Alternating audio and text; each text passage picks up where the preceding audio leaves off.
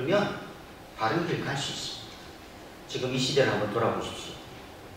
가정이 해체되고 또 학교가 엉망진창이 되고 그러다 보니까 지도자들이 딴 생각하고 그거 아무리 잘라내도 없어지지 않습니다. 이 사회가 바뀌려면 어떻게 됩니까? 그럴 기회를 주지 말아야 됩니다. 그러려면 사실 오늘과 같은 이런 모임들이 초대교회 교회들처럼 날마다 있어야 되잖아요. 근데 우리 지금 한국교회가 어떻습니까? 새벽 예배 잘 안 합니다. 수요 예배 직장 때문에 잘 못 옵니다. 철야하면은 다음날 지장이 있다고 안 합니다. 또 금요일날 직장 마치자마자 2박 3일 여행 가버리고 주일날 저녁에 옵니다. 여가를 즐깁니다. 거룩한 모임이 자꾸 줄어든다는 거예요. 그러다 보니까 어떻게 됩니까? 여지들이 자꾸 생겨나요. 그래서 타락하게 되는 겁니다. 그래서 타협하게 되는 겁니다. 그래서 하나님을 멀리하게 되더라고요. 하나님을 멀리하면 큰일 날 줄 알았는데 하나님을 멀리하다 하면은 큰일이 안 나더라는 것이죠. 제가 우리 교인들한테 협박을 잘 안 하거든요. 집사님, 예배 빠지면 안 됩니다. 그런 얘기 잘 안 해요. 은혜대로 하십시오. 목사님 마음에 자원하는, 집사님 마음에, 장로님 마음에 자원하는 대로 하십시오. 이렇게 자꾸 얘기를 했더니만 자기들 마음대로 하는 거예요. 주일날 한 번 안 나가봤더니만 괜찮더라는 거예요. 옛날에 우리 선배 목사님 어땠습니까? 주일날 안 나오면 지옥 간다 그러고 막 그랬잖아요. 저도 학생회 때 우리 담임 목사님이 예배 한 번만 빠지면 막 혼내키고 큰일 날 거라고. 강백성이 여기 한번 올라오면 벼락 맞아 죽을 것처럼 얘기했잖아요.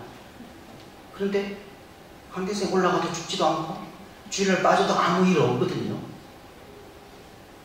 그래서 죄에 대해서 무뎌집니다. 그래 되면 어떻게 됩니까? 앉지 말아야 될 자리에 앉게 되더라. 거룩한 몸이 자꾸 없어지고 기도 시간 자꾸 없어지고 찬양의 시간 자꾸 없어지고 말씀 보는 시간 자꾸 없어지다 보면 어느 날 눈을 떠서 보니까 하나님과 전혀 관계없는 그 자리에 내가 서 있더라라는 거예요.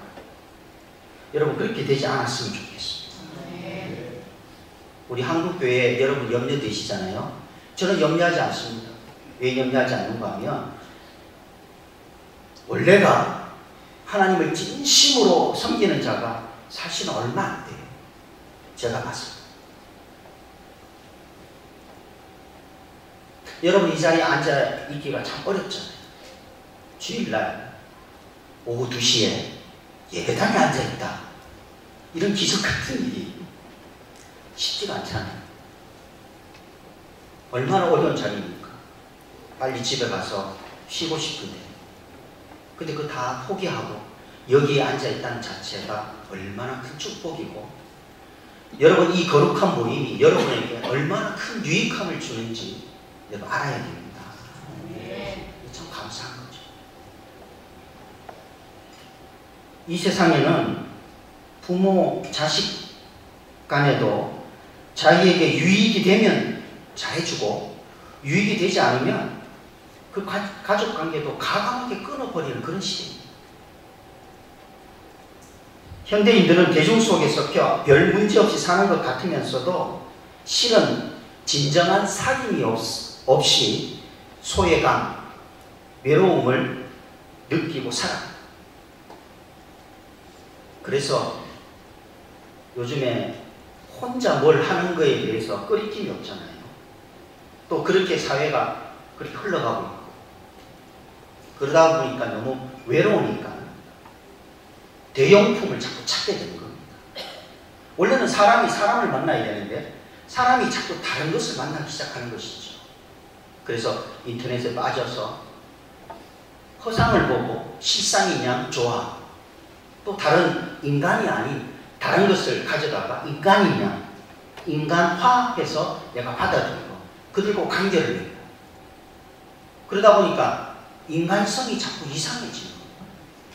그래서 실제로 인간 대 인간을 만나면 인간으로서 만나야 되는데 그것이 아니라 왜곡해서 만나기 시작한다는 것이죠. 여러분 우리가 심각하게 생각해야 될 것이 하나 있습니다. 이게 뭐냐면 앞으로 시대는 어떻게 변모할지 누구도 장담을 못합니다. 이게 무서운 겁니다. 불확실성.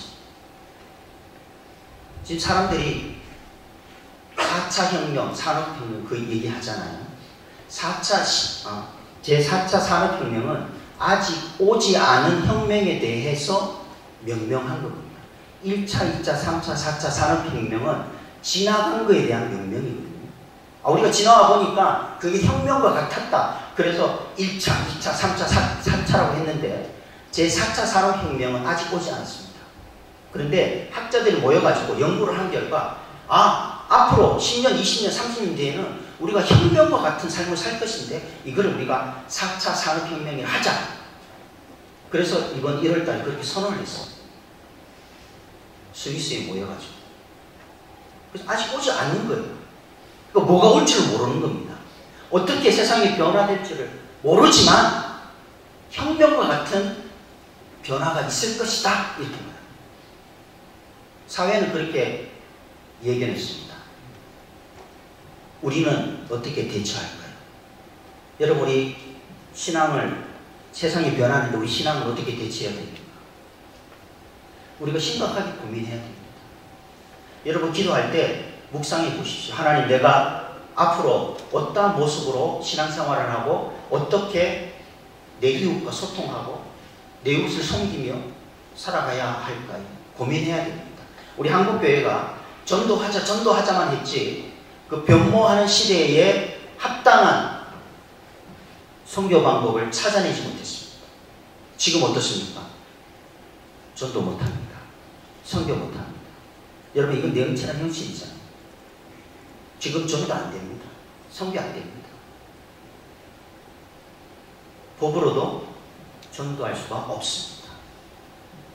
어떻게 해야 될까요? 큰일 나잖아요. 주님께서 증거하라 그랬는데 어떻게 해야 될까요? 답은 이미 예수님께서 말씀해 주셨습니다. 증거자, 증인자가 되는 것입니다. 다시 말해서 내가 말로만 증거하는 증거자가 아니라 내 스스로가 편지가 되는 거예요. 내가 광고판이 되는 것입니다. 여기 지금 그 남성교회에면 다 장로님이십니까? 아니면 집사님이십니까? 이 집사도 있고 장로님도 계시고 예.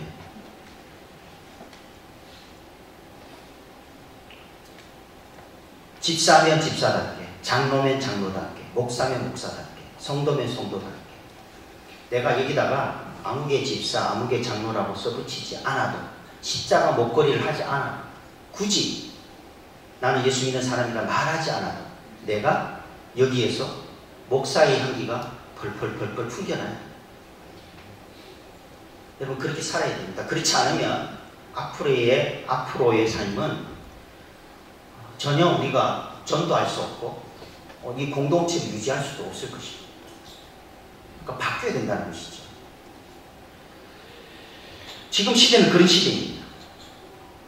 그런 이 시대에 하나님께서 우리들에게 새 계명을 너희에게 주노니 서로 사랑하라고 말씀하십니다. 기가 막히죠. 어떻게 보면. 왜냐하면 인간관계를 우리가 잘할 수도 없는 그런 시대인데 그 사람을 사랑하라. 이게 참 쉽지가 않은 문제잖아요. 쉬운 문제입니까? 쉽지 않습니다. 여러분 바로 옆집에 누가 사는지 아시나요? 혹시 알려고 시도해 보셨습니까? 쉽습니까? 쉽지 않습니다. 개인정보 유출이라 그래가지고 그 사람 신상에 대해서 내가 알려고 한다 그러면 이게 법에 걸리잖아요. 안 되는 거야.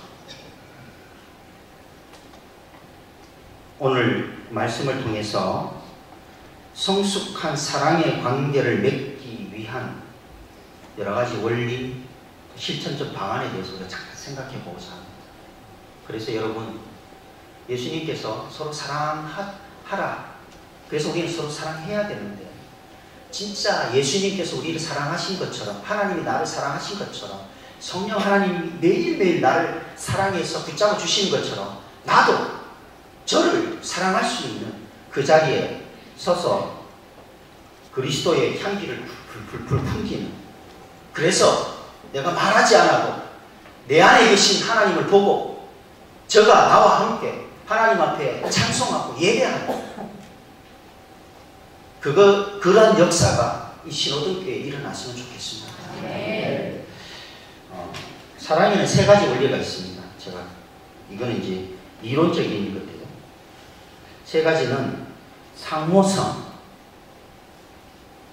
동등성, 그리고 능동성입니다. 모르셔도 되는데 제가 이론적으로 잠깐 설명하겠습니다. 상호성, 서로 사랑하라. 혼자 사랑하는 게 아닙니다. 내가 저 사람을 혼자서 막 사랑하는 게 아니에요. 하나님, 저 사람 사랑하게 해주세요. 저 사람 사랑하기를 원합니다. 물론 그런 기도가 처음에는 필요하지만 그 기도가 끝까지 가서는 안 된다는 겁니다. 저 사람이 나도 사랑할 수 있도록 해야 된다는 겁니다. 여러분, 이것을 우리가 잘 익혀야 됩니다. 지금 우리 한국교회는 나만 사랑하면 되겠지라고 열심히 사랑했습니다. 그럼 안 돼요. 서로 사랑해요. 상호성입니다. 서로.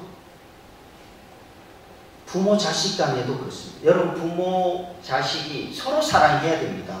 근데 일방적인 사랑이 있기 때문에 문제가 생기는 겁니다.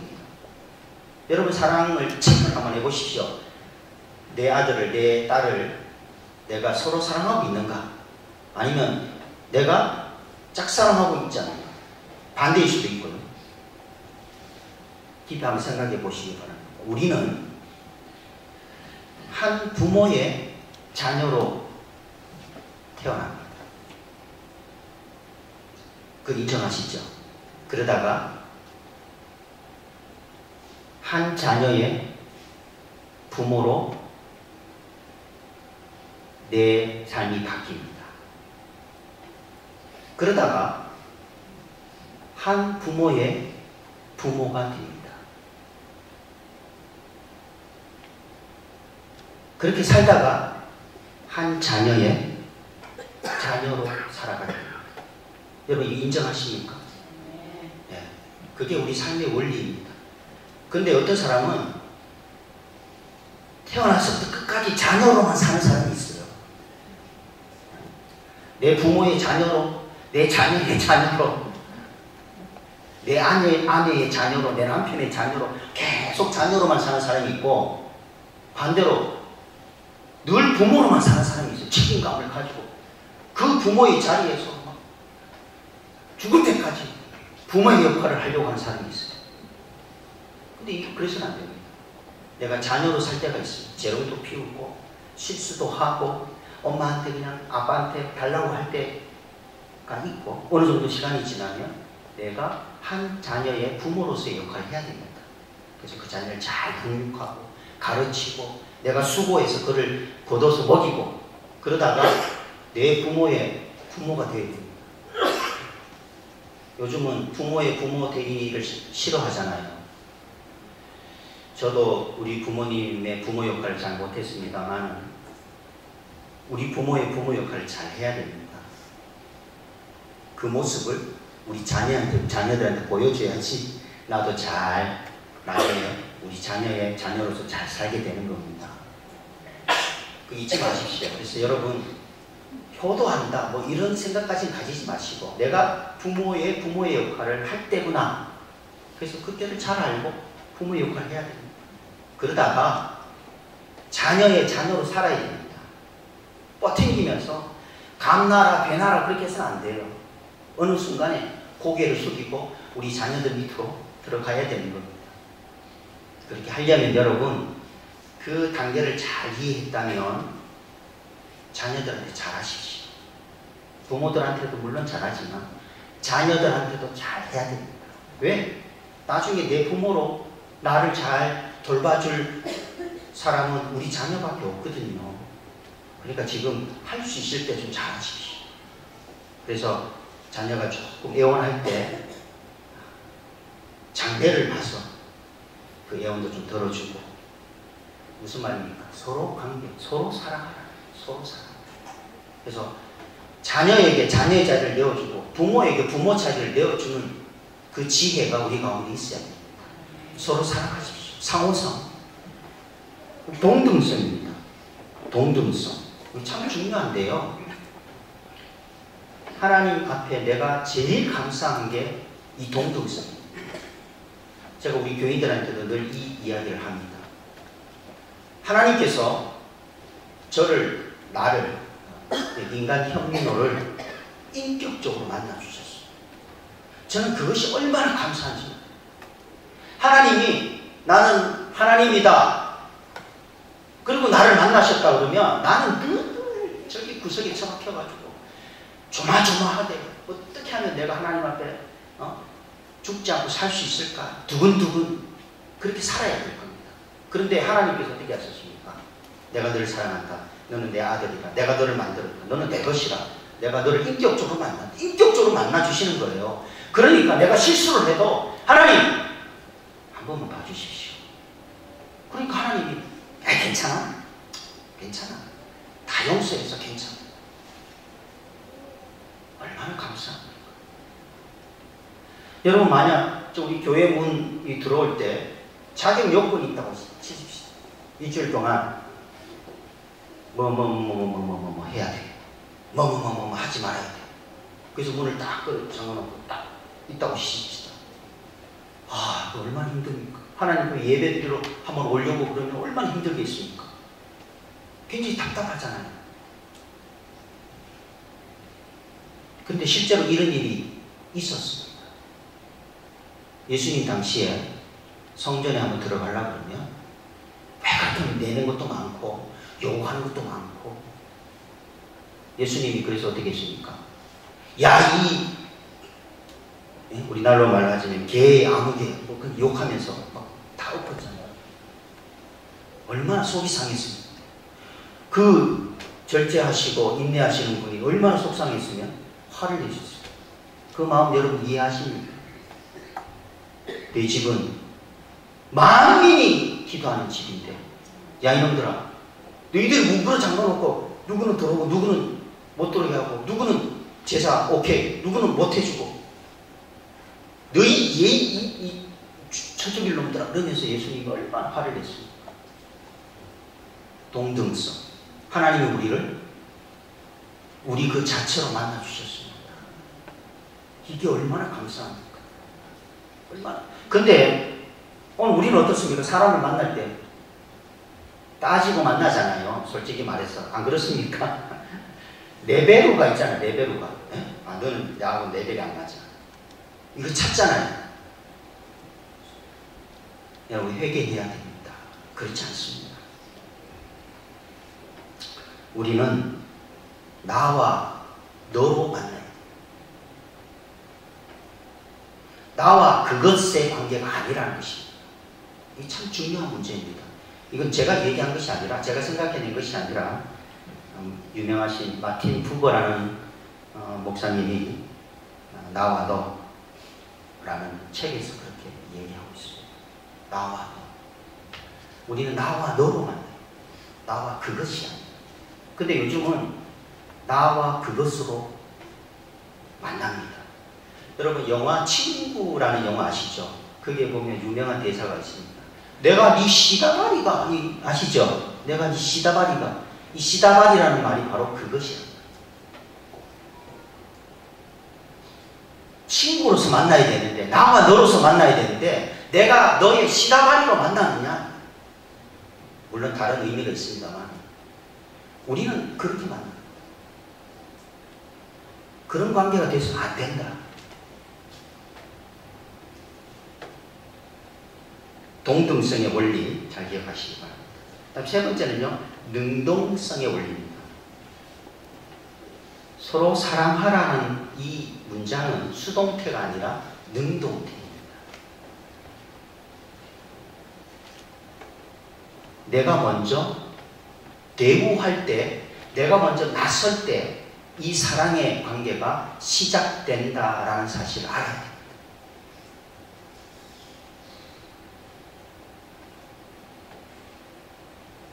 그래서 어떻게 보면 이 사랑의 능동성을 얘기할 때 가장 쉽게 설명할 수 있는 것은 바로 섬김입니다. 예수님을 보십시오. 우리 하나님께서는 우리를 사랑하기 위해서 어떻게 하셨습니까? 자신의 자리를 던져버렸습니다. 그리고 주님 말씀하셨습니다. 내가 온 것은 섬김을 받으려 함이 아니라 섬기러 왔노라. 섬겼어. 우리를 섬기십니다. 참 이 세 번째 능동성의 원리를 우리가 이해한다는 것은 참 어렵고 또 실천한다는 것은 더 어렵습니다. 힘듭니다. 그런데 이 세 가지 원리를 우리가 잘 알고 이 세 가지 원리를 가지고 사랑의 자리에 나아가야지만 온전한 사랑에 이룰 수 있다. 적어도 상호성, 서로 동등성, 그 다음에 능동성. 기다리지 말고 먼저 섬기십시오. 먼저 인격적으로 대하고, 먼저 용서하고, 먼저 이해하고, 먼저 손 내밀고, 먼저 대접하십시오. 이런 능동적인 자세로 인해 상호적이고 동등한 진실한 사랑의 관계가 이루어지게 되는 것입니다. 하나님은 이렇게 하셨습니다. 예수님이 이렇게 하셨습니다. 그리고 제자들한테 내가 한 것처럼 너희도 이렇게 하라고 말씀하셨습니다. 사도 바울도 그렇게 했습니다. 그리고 사도 바울도 역시 마찬가지로 나처럼 해라. 이렇게 권면했습니다.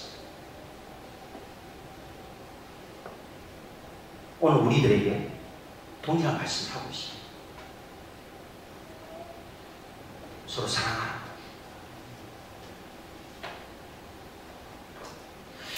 근데 사실 오늘 저는 이 사랑의 이론을 증거하러 온 것이 아닙니다. 시간이 좀 지났지만 사실은 이 다음을 말씀하기 위해서 이 자리에 섰습니다. 우리는 누구입니까? 우리는 누구이냐? 이 존재론적 질문 앞에서 우리는 많이 망설이게 됩니다. 근데 제가 이 질문을 하는 이유는 딱 한 가지입니다. 우리는 사랑받기 위해 태어난 존재들입니다. 오늘 본문에 그렇게 말씀하고 있잖아요. 하나님이 나를 사랑하고 있다. 이 진리의 성경 말씀에서 놀라운 것이 하나 있는데요. 제가 성경을 보면서 깜짝 놀랐던 게 하나님이 나를 사랑하고 있다는 말씀입니다. 저 깜짝 놀랐어요. 하나님 나를 어떻게 알고 이미 그렇게 몇천 년 전에 써놓았을까? 근데 성경은 줄곧 여러분을 사랑하고 있다고 증거하고 있습니다. 사랑받기 위해 태어난 사람이라고 우리들에게 말씀하고 있습니다. 여러분 이 사실을 믿습니까?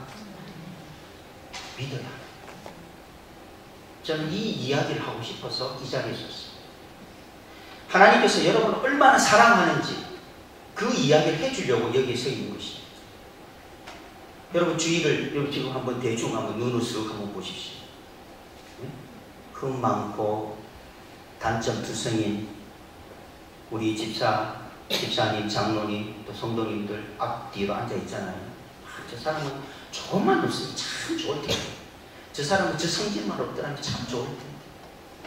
여러 가지 다 이유가 있습니다. 근데 여러분 분명한 사실이 하나 있습니다. 그 사람은 사랑받기 위해 태어난 존재입니다. 그 존재 자체로도 너무 귀한 존재라는 사실입니다. 얼마나 귀합니까? 얼마나 소중한 존재입니까? 그럼 된 것이죠. 친구 2라는 영화가 있는데요. 제가 며칠 전에 그 지나가다가 다는 못 보고 그 중간만 조금 봤는데 거기에 김우빈이라는 배우 아시죠? 그 사람이랑 유호성이라는 그 배우가 둘이 나와서 이제 그 하는 장면이 나오는데 그 김우빈이라는 그 젊은 배우가 술이 취해가지고 조직폭력배인 그 유호성 씨한테 이런 말을 합니다. 고맙습니다. 어른 사람이 누가 내 편을 들어준 게 처음이었습니다. 이런 대화를 하는 거예요. 어른 사람. 그러니까 이 아이는 어릴 적부터 사람들을 쭉 만났는데, 경험했는데, 어른인 사람도 한 번도 만난 적이 없고, 또 어른 사람 중에서 자기 편을 들어준 사람이 한 사람도 없습니다. 근데 교도소에서 당신이 나의 편을 들어줬을 때 내가 너무 고마웠다. 그 얘기를 하는 거예요. 그 장면을 보면서 너무 마음이 아프더라고요. 여러분, 좀 미안한 얘기지만 오늘 우리 가정 속에서 이런 생각을 가진 사람이 있을 수 있습니다. 누구 하나 내 편이 아니야. 누구 하나 내 입장을 생각해 주는 사람이 없더라는 거죠. 누구 하나 나를 위해서 뭐라고 말해 주는 사람이 없더라. 부부관계도 그렇습니다. 아내의 편을 들어줘야 될 사람이 누가 있습니까? 남편밖에 없잖아요. 남편 편을 누가 들어주겠습니까? 아내밖에 없잖아요. 저도 그것을 결혼하고 나서 꽤 오랜 시간이 지난 다음에 깨달았어요. 그래서 그전에는, 결혼 처음에는 제가 어떻게 하면 우리 아내를 이렇게 휘어잡아서 내 마음대로 할까? 그 궁리 속에서 막 소리도 높여, 어떨 때는 반폭력 비슷하게 막 협박도 하고 막 그랬었거든요. 그런데 어느 날 내 편을 들어줄 사람이 누가 있을까 했을 때 아무리 불러봐도 제 아내밖에 없더라고요. 이 목사들은, 저도 목회를 꽤 오래 했습니다만 젊을 때부터 했기 때문에 좀 오래 했는데, 제가 목회를 30년 넘게 했거든요. 20대 초반부터 했으니까. 근데 목회를 하다 보면 추종자들이 생깁니다. 우리 신목사님도 추종자가 있을 거예요. 여기 교회 안에. 목사님이라 그러면 꺽꺽 죽는 집사님이나 뭐 장로님 있을 수 있는데 추종자들이 생깁니다. 그런데요, 제가 개척을 하게 되고 뭐 이렇게 하게 되고, 그분들 제 얘기 없습니다. 청년들, 저를 따르는 청년들이 꽤 많았습니다. 어디를 가든지 끝까지 가겠습니다. 끝까지 우리는 다 결혼해서 다 떠났습니다. 내 옆에 오직 제 아내만 옆에. 모르죠. 또 나중에 저를 또 찬밥 친세 내몰지 모르겠지만 지금까지는 그래도 저를 잘 돌봐주고 사랑해주고. 여러분, 내 편이 있습니까? 고맙습니다. 내 편이 되어주셔서 고맙습니다. 이 고백이 낯설게 느껴지는 고백이 아니더라고요. 이 시대는 상처 입은 사람들이 많습니다. 성경에도 그런 사람이 몇 명 나오는데요. 그 중에 대표적인 인물이 요셉이라는 사람입니다. 요셉을 보십시오. 형제들에게 또 자기가 최선을 다해서 섬겼던 주인에게 버림을 받게 됩니다. 자, 그런데 요셉이 창세기 45장 5절에 보면 이런 고백을 합니다. 하나님이 생명을 구원하시려고 나를 당신들보다 먼저 보내셨나이다. 아닙니다, 형님. 괜찮습니다. 형님들이 나를 판 것이 아니고 하나님께서 나를 먼저 보내신 겁니다. 하나님의 뜻입니다. 하나님의 사랑이었습니다. 저는 그거 알고 있습니다. 괜찮습니다. 놀라운 고백 아닙니까, 여러분? 저는요, 이 요셉의 이야기를 들을 때마다 여기서 막 이 전율이, 야, 대단한 사람이다. 여러분, 목사들요, 굉장히 너그럽고 인자하고 그렇지 않습니까? 근데 목사들끼리 모여 있으면 똑같아요. 제가 목사님 욕해서 좀 뭐 하지만 똑같습니다. 몇 번 안 참습니다. 한 5번 참으면 굉장히 많이 참는 거예요. 근데 요셉은 놀라운 사람이었습니다. 그는 하나님께서 자기를 얼마나 사랑하고 있는지를 얼마나 강하게 확신하고 있는지 모릅니다. 여러분, 이 확신이 우리 가운데 있기를 바랍니다. 이 확신이 누가 뭐래도 하나님이 나를 사랑하셔. 나는 사랑받는 존재야. 하나님으로부터 사랑받는 존재야. 전능하신 하나님으로부터 사랑받는 존재야. 그러니 네가 나를 어떻게 여겨도 괜찮아. 오케이. 좋아. 나 할렐루야. 그럼 이렇게 되기가 쉽지가 않다는 거예요. 하나님이 나를 당신들 먼저 보내셨습니다. 당신들 살리려고.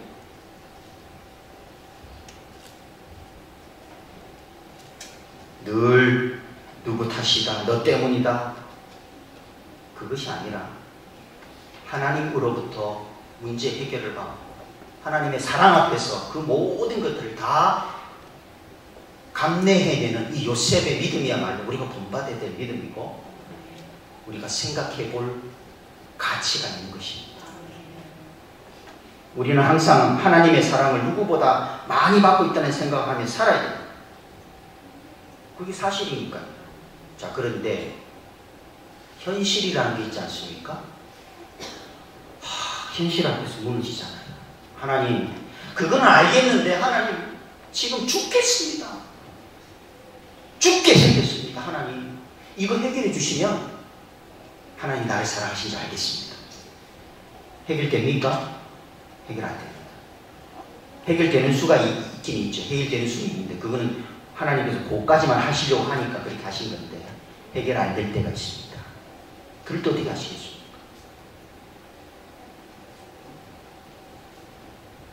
한 아이가 있었습니다. 1살 무렵 부모가 이혼을 했습니다. 그래서 본의 아니게 할아버지 할머니 품에 자라게 됩니다. 원래 그 집안은 부유한 집안이었어요. 시골에서 아주 부유한 집안이었습니다. 그래서 땅도 많고 논도 많고 밭도 많고 가수원도 큰 가수원을 가지고 있었어요. 이 아이의 아버지는 60년대에 법대를 나왔습니다. 그 군에서 법대를 나온 사람이 몇 명 없는데 그 중에 한 사람이었어요. 그래서 사법고시를 준비를 합니다. 법대를 들어가서 학교 다닐 때 막 잔치도 벌이고 했는데 사법고시가 자꾸 떨어집니다. 그래서 이 아버지가 마음을 못 잡습니다. 그래서 부모가 마음을 잡을까 해서 그 이웃 마을에 있는 고등학교를 졸업한 처녀랑 결혼을 시킵니다. 근데 이 아버지는 결혼을 원치 않았어요. 그렇지만 부모가 하도 하라 그래서 원치 않는 결혼을 했습니다. 아이를 둘 낳았습니다. 근데 성격도 그렇고 이 시부모들이 너무 이 며느리에 대해서 시부모 이 자리를 너무 티를 내니까 견디지 못해서 이혼을 하게 됩니다. 이혼을 하니까 할아버지 집에서 이 아이가 자라는 1살, 큰딸은 3살.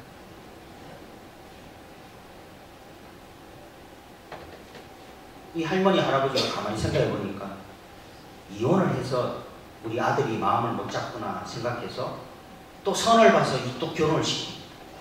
근데 또 이혼을 합니다. 또 결혼을 시킵니다. 한 3~4번 했어요. 그래도 안 됩니다. 집에 재산이 있었다고 그랬잖아요. 그 재산이 많으니까 사법고시는 계속 떨어지고 하다 안 되니까 포기를 하고 사업을 하기 시작합니다. 사법고시를 공부를 하던 사람이 사업을 하니까 사업이 됩니까? 안 되죠. 실패를 합니다. 저쪽 산 밑에 있는 논을 팔아서 실패하고 이쪽 산 밑에 있는 논을 팔아서 실패하고 저쪽 밭을 팔아서 실패하고 실패하다 보니까 이제 부모들도 더 돈을 댈 수가 없습니다. 그래서 그만하고 농사나 지어라. 자기가 지은 죄가 있으니까 들어와서 농사를 짓는데 영 소질이 없습니다. 자꾸 친구들이 나오라고 부추깁니다.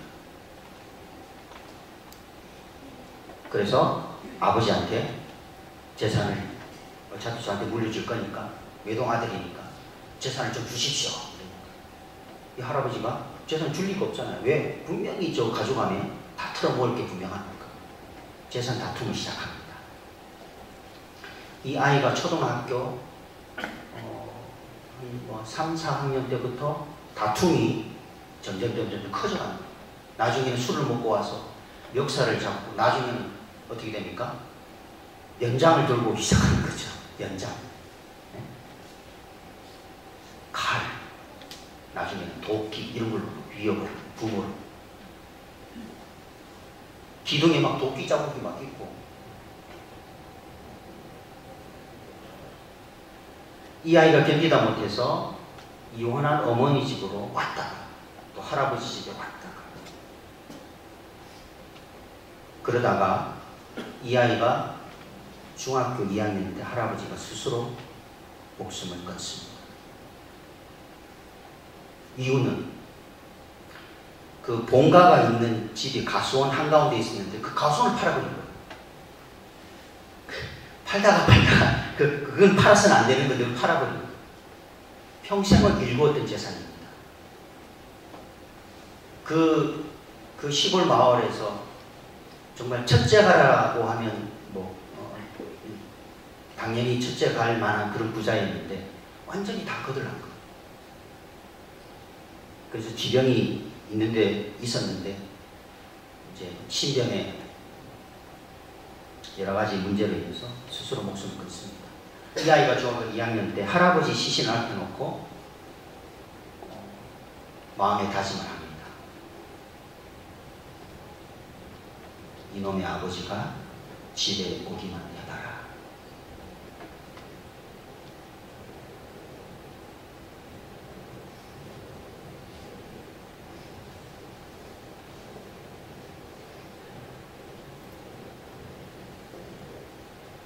이 중학생인 이 아이는 공부를 잘 했을까요? 못했을까요? 공부를 안 하지. 고등학교 올라가서 못된 짓은 안 하지만 고민 가운데서 괴로워합니다.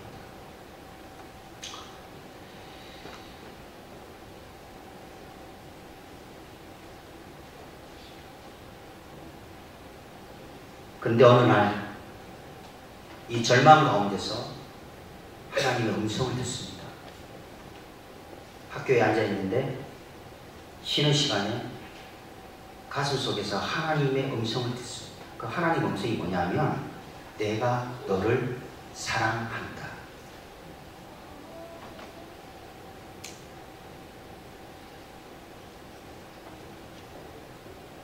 하나님께서 그렇게 절망 가운데 희망 없이 앞으로 대학을 가야 될지 말아야 될지 그 생각도 하지 않는 그 어린 아이에게 찾아오셔서 사랑하는 아들아, 내가 너를 사랑한다. 네가 나를 사랑하기 전에 내가 너를 먼저 사랑했단다. 그 아이는 그 음성을 듣고 얼마나 울었는지 모릅니다.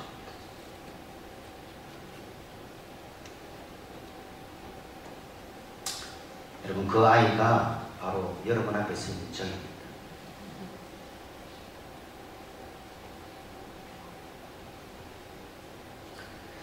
나는 왜 이렇게 살아야 합니까?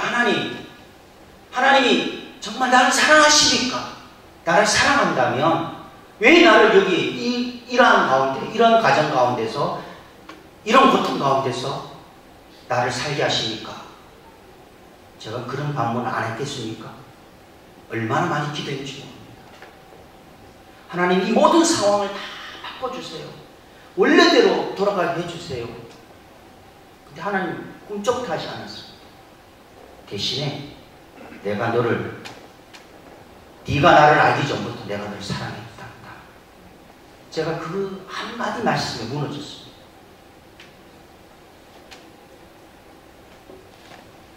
그렇습니다, 여러분. 우리는 하나님의 계획하심을 잘 모릅니다. 만약 제가 그런 경험을 하지 않았다면 여러분 이 자리에 안 서 있었을 겁니다. 목회자가 안 됐을 겁니다. 지금 아마 저기 대구 지방 쪽에 아주 유능한 동사꾼으로 TV에 나오듯이 했을 겁니다. 제가 그때 제일 존경했던 사람이 우장충 박사였는데 나는 위대한 농부가 되어야 되겠다 생각하고 있었는데 그런 여러 가지 경험을 통해서 하나님께서 나를 목사로 만드시는 것을 경험하게 되고 나중에 항복하고 신학교로 가게 됐는데요. 그 하나님의 뜻을 여러분 이해할 수 있겠습니까? 그 하나님의 계획을 우리가 어떻게 받아들일 수 있겠습니까? 하나님의 사랑하심을 느껴야 됩니다. 내가 하나님을 사랑한 것이 아니라 하나님이 나를 먼저 사랑했다는 그 사랑의 고백을 여러분 들을 수 있기를 바랍니다. 네. 그렇습니다. 하나님께서 여러분을 얼마나 사랑하시는지 로마서 3장 23절 말씀 모든 사람이 죄를 범하였으니 우리가 아직 죄에 넣었을 때에 그리스도께서 우리를 위하여 죽으심으로 하나님께서 우리에 대한 자기 사랑을 확증하셨느니라. 하나님이 세상을 이처럼 사랑하사 독생자를 주셨으니 이는 그를 믿는 자마다 멸망하지 않고 영생을 얻게 하려 하심이라. 네. 여러분 때문에 하나님께서 얼마나 많은 고초를 멸시를 당하셨습니까? 다 여러분 때문입니다. 여러분 사랑하기 때문입니다. 저는 이 시간 여러분에게 그 이야기를 하고 싶어서 이 자리에 서 있습니다. 제가 원래 설교를 엄청 짧게 하는 목사거든요. 원래 다른 교회 가면 10분, 15분밖에 설교를 안 하는데 오늘 제가 엄청 오래 했습니다. 한 3회분을 여러분한테 한 것 같아요. 설교 3편을 여러분한테 한 것 같은데 저는 오늘 이 시간 여러분한테 하나님이 여러분을 너무 사랑하고 있다는 사실을 말씀드리고자 저희 부끄러운 모습도 그냥 과감하게 얘기했습니다. 여러분, 하나님이 여러분을 왜 사랑하셨을까? 이용해 먹으려고 교회 가득가득 채우게 하는 일꾼도 삼으려고 여러분 그런 생각하지 마십시오. 하나님이 여러분을 만드셨기 때문입니다. 네. 자기 형상대로 만드셨기 때문입니다. 하나님께서 여러분이 하나님의 형상을 입은 여러분들이 자원하는 마음으로 찬양하고 하나님을 향해서 감사하다고 고백할 때 하나님이 얼마나 기뻐하시는지 그 이상의 것이 없습니다. 여러분 많은 것으로 해야지 하나님이 영광 받으실 줄로 아십니까? 안 그렇습니다. 지극히 작은 것 일상의 삶 속에서 하나님 앞에 영광 돌리는 것이 얼마나 큰 영광인지 모릅니다. 그것이 중요하다는 겁니다. 그것이 우리의 삶 속에 있을 때 하나님의 역사가 있는 것입니다. 띠두르고 앞에 나가서 할 때도 있지요. 그런 때도 분명히 있습니다. 그러나 그것보다 더 중요한 것이 있습니다. 그것은 바로 띠두르지 않고 아무도 보지 않아도 하나님 앞에 내가 자발적으로 진심으로 하는 찬양, 기도, 영광 돌리는 것, 이것을 하나님이 얼마나 기뻐하시는지 그 원리를 알아야 됩니다. 그 가치를 깨달아야 됩니다. 그것을 깨닫고 그렇게 살아야 됩니다. 그래서 누가 나를 보더라도 저 사람은 목사 같아 이렇게 나와야죠. 내가 목사라고 얘기 버젓이 쓰고 이 성직 들고 이렇게 목사라고 티를 내고 가는데도 저 사람 같은 난 교회 안 가. 그러면 안 되잖아요. 여러분, 그러면 안 되잖아요.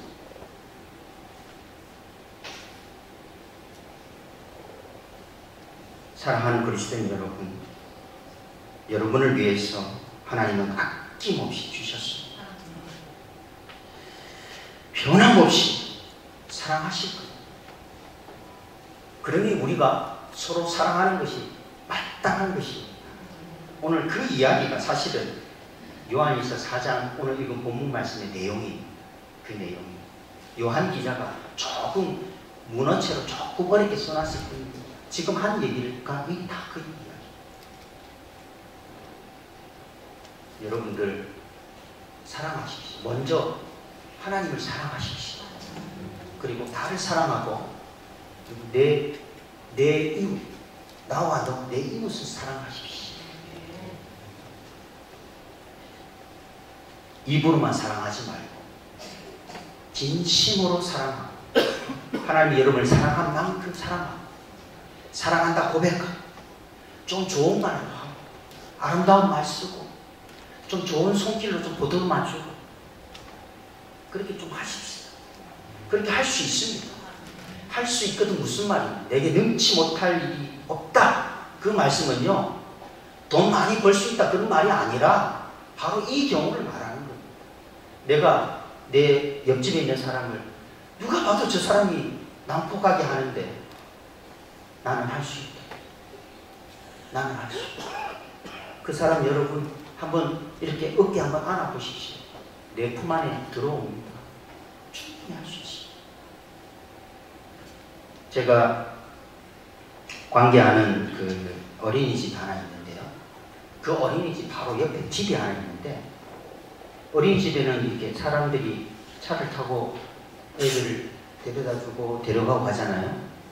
그러다 보니까 이 옆집 사람이 주차 때문에 골머리를 앓는 거예요. 그도 그럴 것이 빨리 주차를 했으면 빨리 가면 되는데 요즘 어머니 아버지들은 아이들을 못 이겨가지고 애들이 나오다가 저기 그네 한번 타고 가자 그러면 그거 탈 때까지 기다리는 거예요. 그러니 이 사람은 자기 집 앞에 자기 차를 나가야 되는데 나가지도 못하고 배를 눌러도 나오지도 않고 얼마나 화가 나겠습니까? 그래서 이 사람이 점점 악해집니다. 나중에는요 자기 차를 일부러 골목 입구에 딱 세워놓고 키를 뽑고 가버립니다.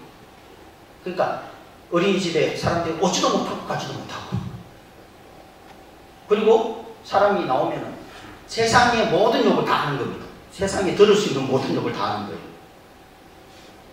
저도 한번 뭣도 모르고 차를 댔다가 그 사람을 만났습니다.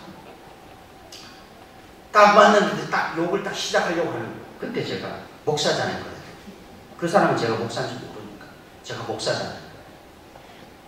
제가 그 사람한테 할 수 있는 모든 사랑의 표현을 다 했습니다. 모든 표정으로, 모든 손길로 그 사람한테 모든 언어로 사랑의 고백을 했습니다. 죄송합니다 그러면서 얼마나 친절하게. 그러니까 이 사람이 놀래는 거예요. 다른 사람 같으면 욕 한마디 하면 저쪽에 욕 한마디 하고 또 그럼 그 다음 욕을 하고 이게 순서가 착착착착 나와서 최고조 욕을 해줘야 되는데 이거 못하니까 막 당황스러워하는 거예요. 그때 제가 그 사람의 어깨를 감싸안고 죄송합니다. 선생님 너무 죄송합니다. 제가 지혜롭지 못했습니다. 너무 죄송합니다. 다음에는 절대 이런 일이 없어요. 너무 죄송합니다. 그러면서 안아줬더니만 그 다음부터요 저를 만나면 사람이 피하는 거예요. 말을 못합니다. 근데 그 사람이 제가 몇 번 만나서 그렇게 하다 보니까 이 사람이 변화가 됩니다. 다른 사람한테도 욕을 해요. 바로 그 앞에 어린이집이 있고 집이 있고 그 바로 옆에 교회가 있습니다. 가정집을 개조한 교회입니다. 거기도 주차장이 있을 거 아니에요. 제가 거기다 차를 한번 대 우리 아버지 집이니까 당당하게 제가 됐죠. 우리 아버지 집이니까 제가 그 목사한테 그 앞집의 아저씨보다 더 심한 모욕을 당했습니다. 목사한테. 저는 그때 악마를 보았습니다. 그 목사의 눈에서. 그 어린이집 선생님들이 악마라고 말했던 그 아저씨 눈에서는 악마가 안 보였는데 이 목사의 눈에서는 악마가 보이더라고요. 제가 며칠 동안 울었습니다. 마음이 너무 아팠어요. 우리 집사람이 나를. 제가 몇 날 며칠 동안 그게 괴로워요. 목사의 눈에서 악마가 있더라니까. 그런데 그게 교회니까 교회 현관에 환영합니다. 뚝 써놨더라고요. 저걸 왜 써놨을까? 저걸 써놓지를 말든지 아니면 목사가 그러지를 말든지 해야 되는데 여러분 제 말이 이해가 되죠? 여러분은 여러분 이웃에게 어떤 존재입니까? 한번 반성해 보시기 바랍니다. 입으로만 사랑하자. 교회 안에서만 아유 집사님, 장로님 할 수 있습니다. 근데 정작 내 삶의 현장에서 내가 정말 얼마나 주님이 나를 사랑하듯이, 나를 섬기듯이, 나를 희생하듯이 모욕을 참고 침뱉음을 참고 때리는 것을 참고, 아버지 저 자식은 자기가 하는 짓을 모릅니다, 그렇게 기도하면서 용서해달라고 빌었는지 여러분 한번 생각해 보시죠. 서로 사랑하자. 저는 예수 믿는 사람들께 사랑하자 이 얘기를 하는 것이 아닙니다. 예수 믿지 않는 바로 여러분의 이웃을 사랑하라고 지금 말씀하고 있는 것입니다. 쉽지가 않잖아요. 그러려면 하나님의 사랑을 제대로 알아야 됩니다. 제대로 이해해야 됩니다. 제대로 맛봐야 됩니다.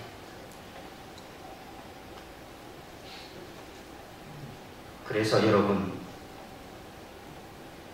여러분의 사랑이 이 계산동 지역을 넘어서고 인천을 넘어서고, 그래서 이 땅이, 이 나라가 좀 변화됐으면 좋겠습니다. 우리 기독교 인구가 1000만 명에서 800만, 600만으로 줄었다 그랬잖아요. 그거 괜찮습니다. 여러분, 우리 성경에 보면 몇 명만 있으면 될까요? 몇 명만 있으면 세상이 변화됩니까? 예? 몇 명만 있으면 될까요? 한 명은 좀 적을까요? 몇 명? 최소 우리가 그래도 인간적으로 몇 명만 있으면 될까요? 한 명이 맞는데요. 10명만 있어도 돼요. 소돔과 고모라 성 10명만 있었으면 안 망했잖아요. 10명만 있으면 되는 거예요. 우리 인천에서 10명 없을까? 여기 벌써, 여기만 해도 벌써 10명 찾으면 찾을 수 있을 것 같은데. 중요한 건 숫자가 아닙니다. 사랑하는 그리스도인 여러분, 여러분이 그리스도인이라면, 여러분 하나님 믿는 사람이라면 하나님의 사랑을 알고 하나님이 여러분을 얼마나 사랑하는지를 자신 있게 믿고 당장 오늘 저녁이라도 그 사랑을 안고 살아가면 서로 사랑하는 자리에 서서 사랑할 수 있기를 주님의 이름으로 축원합니다. 꼭 그렇게 되기를 바랍니다. 기도하겠습니다. 하나님, 제가 오늘